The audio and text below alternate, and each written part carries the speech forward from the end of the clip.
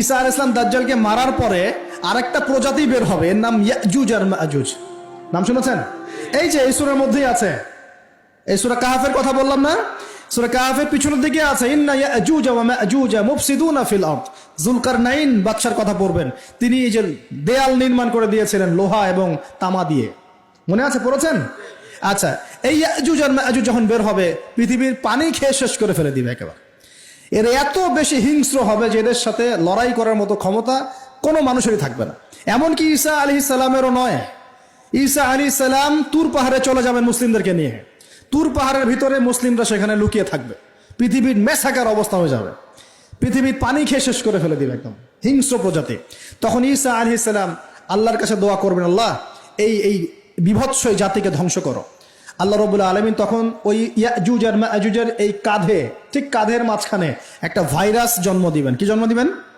ওই যে বলি না মহামারীর ভাইরাস, অমুক ভাইরাস তমুক ভাইরাস, এই ভাইরাস আরো সামনে আছে বাকি এখনো। ওই ভাইরাসে, ওই পোকায়, ওই ব্যাকটেরিয়া বা যেটাই হোক আল্লাহ পাক যাই দিবেন, এতে করে ইয়াজুজ আর মাজুজের পুরো প্রজাতি ধপ ধপ ধপ করে মারা যাবে। মানে এটা ছোঁয়াচে রোগ হবে। কি রোগ হবে? ছোঁয়াচে। ঠিক যেমন আমরা একটু করোনা দেখলাম না, একজন থেকে আরেকজন, একজন থেকে আরেকজন, এরকম জিনিস চলবে আরো বিশ্বে।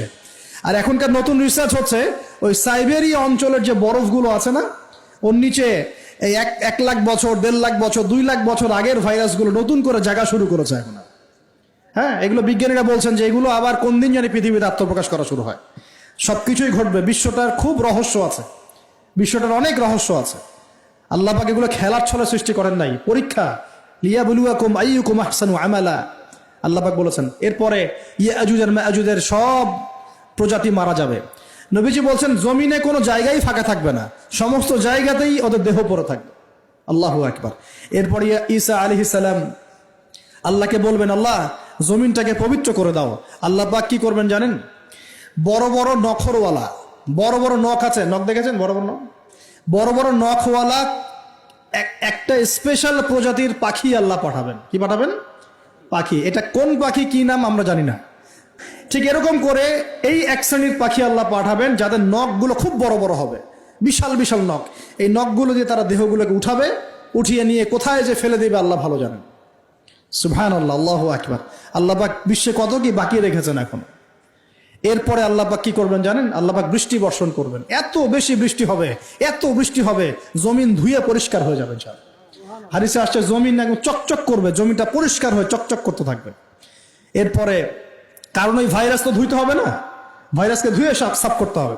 তারপরে ঈসা আলাইহিস সালামের সময়ে বলা হচ্ছে, তার সময়ে একটা ডালিম, ডালিম দেখেছেন কিনা? আনার ডালিম, এই ডালিমের যে খোসা হয় না, এই ডালিমের খোসার নিচে একটা পুরো পরিবার আশ্রয় নিতে পারবে। কি বুঝলেন? এত বড় বড় ফল হবে, এত বরকত হবে জমিনের মধ্যে। কখন বরকত হয়? যখন একটা জনপদের অধিবাসীরা আল্লাহর সামনে আত্মসমর্পণ করে, তখন আল্লাহ বরকত দেয়। আমরা কি আত্মসমর্পণ করছি? এই জন্যই তো অর্থনৈতিক মন্দা চলছে। এমনি এমনি নাকি? সুদ খাচ্ছেন, দিব্যি ঘুষ খাচ্ছেন, দুর্নীতি করছেন, জেনা করছেন, মানুষের সম্পদ আত্মসাৎ করছেন, মাপে কম দিচ্ছেন, আবার নামাজও পড়ছেন, মাশাআল্লাহ। তো বরকত কোত্থেকে আসবে?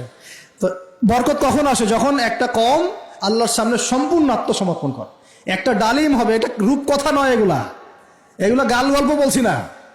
এই প্রতিটা কথা আল্লাহ পাকের ওহী থেকে আসছে, এর একটা কথা মিথ্যা হবে না ইনশাআল্লাহ তাআলা। বিশ্ববাসীরা দেখবে একটা ডালিমের নিচে একটা পরিবার আশ্রয় নিতে পারবে। এত স্পেসিফিকলি বলা হয়েছে হাদিসগুলোতে। নবী সাল্লাল্লাহু আলাইহি ওয়াসাল্লাম বলেছেন যে 10 জন ঘোড়সওয়ার, কয়জন ঘোড়সওয়ার? 10 জন ঘোড়সওয়ার বের হবে ইমাম মাহদির সময়, যারা খোঁজ নিতে যাবে যে দেখি দাজ্জাল বের হয়েছে কিনা। ঘোড়ায় করে খোঁজ নিতে যাবে, দেখি দাজ্জাল বের হয়েছে কিনা। ওই 10, নবীজি বলছেন আমি ওই 10 জনের নামও জানি, ওদের বাবার নামও জানি। সুবহানাল্লাহ। এত স্পেসিফিক জ্ঞান দেয়া হয়েছে আল্লাহর পক্ষ থেকে নবী সাল্লাল্লাহু আলাইহি ওয়াসাল্লামকে। তার হাদিস থেকে বলছি যে ডালিমের নিচে পরিবার আশ্রয় নিতে পারবে। তো অনেকে হয়তো হাসবে, কি বলে একটু উল্টা পাল্টা কথা, তাই না? নাস্তিকরা মনে করতে পারে যে হাসবে, আরে হাহারি এক দিয়ে রেখে দেবে। এখন মানুষ ফেসবুকের মতো চিন্তা করে, ফেসবুকের মতো হাসে, ফেসবুকের মতো কাঁদে। মানুষ এখন রোবটিক হয়ে গেছে। ঠিক আছে, আচ্ছা। তো এরপর কি? এরপরে বরকতের এই সময়টা শেষ হয়ে যাবে কখন? যখন মানুষ আবার সেই জেনা, পাপ, শিরিক, কুফর এগুলোতে লিপ্ত হবে। আল্লাহ রাসূল বলছেন এমন একটা মানুষও বাকি থাকবে না, একটা মানুষও না যে খালি লা ইলাহা ইল্লাল্লাহ কালিমাটা পড়তে জানে, এমন একটা মানুষও বাকি থাকবে না। বলেন নাউজুবিল্লাহ। ওরা হবে এই পৃথিবীর সবচেয়ে নিকৃষ্ট মানুষ।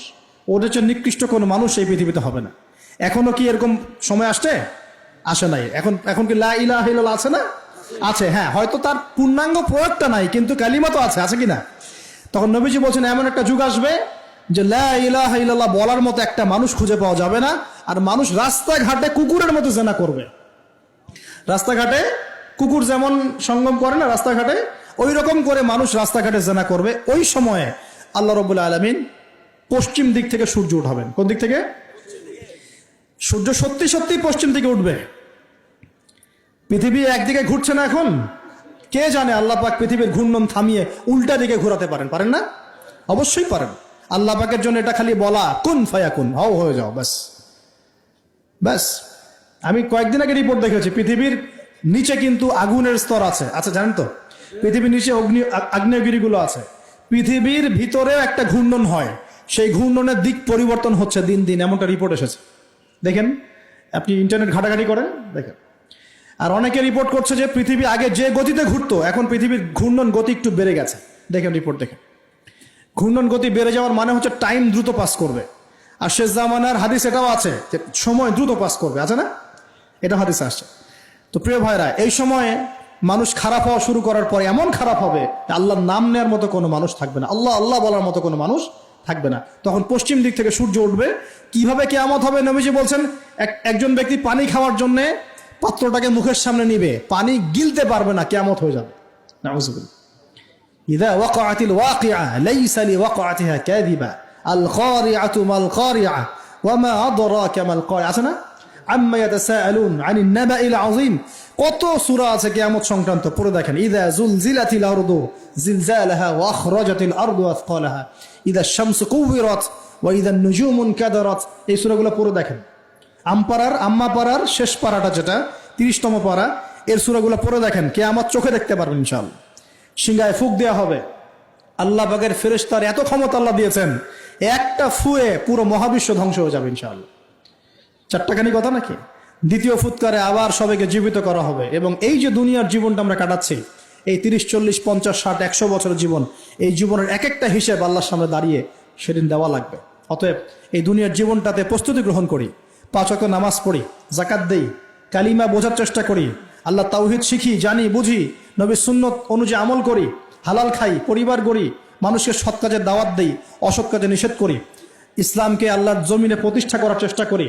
আল্লাহ পাক যা দিয়েছেন, জানমাল, সময়, শ্রম, আল্লাহ পাক যা দিয়েছেন, ক্ষমতা, প্রতিপত্তি, সম্পদ, এগুলোকে আল্লাহর দ্বীনের জন্য ব্যয় করি। ইনশাআল্লাহ দুনিয়া সফল হব, পরকালে সফল হব ইনশাআল্লাহ আযজা ওয়া জাল। আল্লাহ পাক আমাদের সবাইকে সমকালীন ফিতনাগুলো সম্পর্কে সচেতন থাকার তৌফিক দান করুন, এবং এই রমজান, আসন্ন রমজানে পরিপূর্ণরূপে ইবাদত করার তৌফিক দান করুন, এবং এই ইবাদত এবং শিক্ষাগুলোকে সারা বছর ধরে রাখার তৌফিক দান করুন, এবং জামানা সম্পর্কে সচেতন থেকে আগামী দিনে যা হবে সেভাবে পদক্ষেপ নেওয়ার তৌফিক আল্লাহ পাক দান করুন। আমিন।